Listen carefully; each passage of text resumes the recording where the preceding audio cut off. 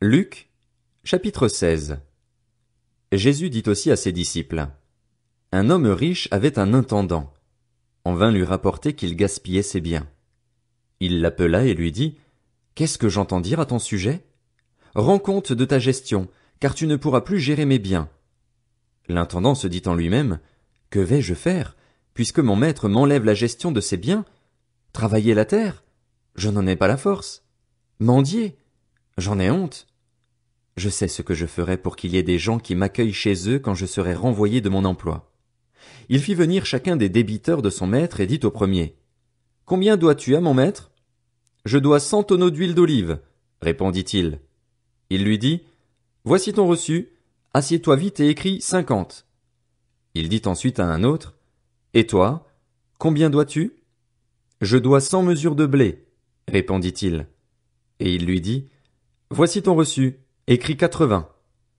Le maître fit l'éloge de l'intendant malhonnête à cause de l'habileté dont il avait fait preuve. En effet, les enfants de ce monde sont plus habiles vis-à-vis de leur génération que ne le sont les enfants de la lumière. Et moi, je vous dis, faites-vous des amis avec les richesses injustes, afin qu'ils vous accueillent dans les habitations éternelles lorsqu'elles viendront à vous manquer. Celui qui est fidèle dans les petites choses l'est aussi dans les grandes, et celui qui est malhonnête dans les petites choses l'est aussi dans les grandes.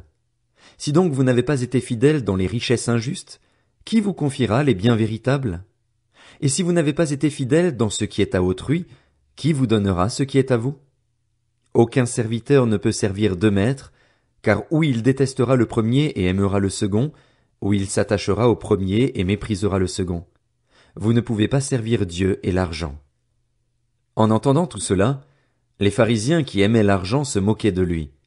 Jésus leur dit: Vous cherchez à paraître juste devant les hommes, mais Dieu connaît votre cœur. De fait, ce qui est très estimé parmi les hommes est abominable devant Dieu. La loi et les prophètes ont subsisté jusqu'à Jean. Depuis lors, la bonne nouvelle du royaume de Dieu est annoncée et chacun cherche avec force à y entrer. Le ciel et la terre disparaîtront plus facilement que ne tombera un seul trait de lettre de la loi. Tout homme qui renvoie sa femme et en épouse une autre commet un adultère, et tout homme qui épouse une femme divorcée de son mari commet un adultère. Il y avait un homme riche, qui s'habillait de pourpre et de fin lin et qui chaque jour menait joyeuse et brillante vie. Un pauvre du nom de Lazare était couché devant son portail, couvert d'ulcères. Il aurait bien voulu se rassasier des miettes qui tombaient de la table du riche, cependant même les chiens venaient lécher ses ulcères. Le pauvre mourut et fut porté par les anges auprès d'Abraham. Le riche mourut aussi et fut enterré.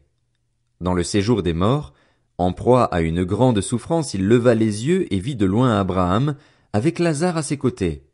Il s'écria: Père Abraham, aie pitié de moi et envoie Lazare pour qu'il trempe le bout de son doigt dans l'eau afin de me rafraîchir la langue, car je souffre cruellement dans cette flamme. Abraham répondit: Mon enfant, souviens-toi que tu as reçu tes biens pendant ta vie et que Lazare a connu les maux pendant la sienne. Maintenant, il est consolé ici et toi, tu souffres. De plus, il y a un grand abîme entre nous et vous, afin que ceux qui voudraient passer d'ici vers vous, ou de chez vous vers nous, ne puissent pas le faire. Le riche dit: Je te prie alors, Père, d'envoyer Lazare chez mon père, car j'ai 5 frères.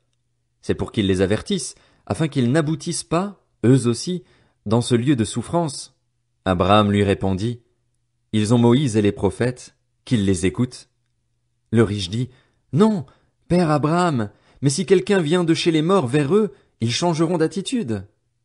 Abraham lui dit alors: S'ils n'écoutent pas Moïse et les prophètes, ils ne se laisseront pas persuader, même si quelqu'un ressuscite.